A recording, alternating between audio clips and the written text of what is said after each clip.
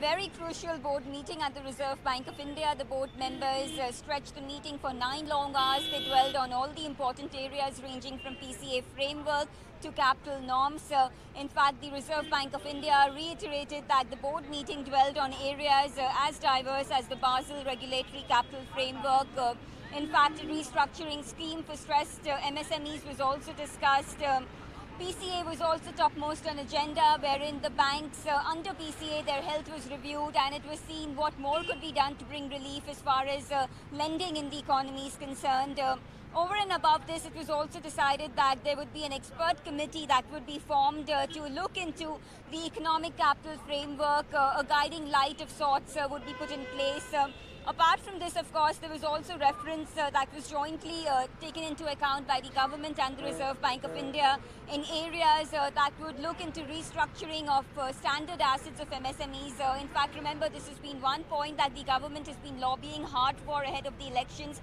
They have been asking the Reserve Bank of India to come some dispensation for MSME sector particularly. In fact, RBI did say that with borrowers in this category, in this sector, with aggregate credit facilities of up to 250 million rupees, subject to necessary conditions, would be considered for the schemes that will be announced shortly.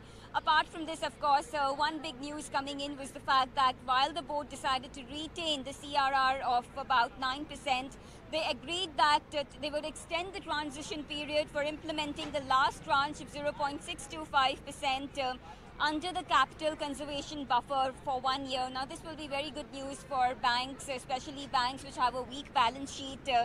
And with regards to PCA, the RBI went on to say that this is a matter that would be further examined by the Board for Financial Supervision. So indeed, as we have been telling you over the past day, there are signs that the breakdown of communication between the central bank and the government has eased. In fact, the fact that there is an open dialogue in areas that both had a very rigid stand on shows that there is some sort of communication happening between the two.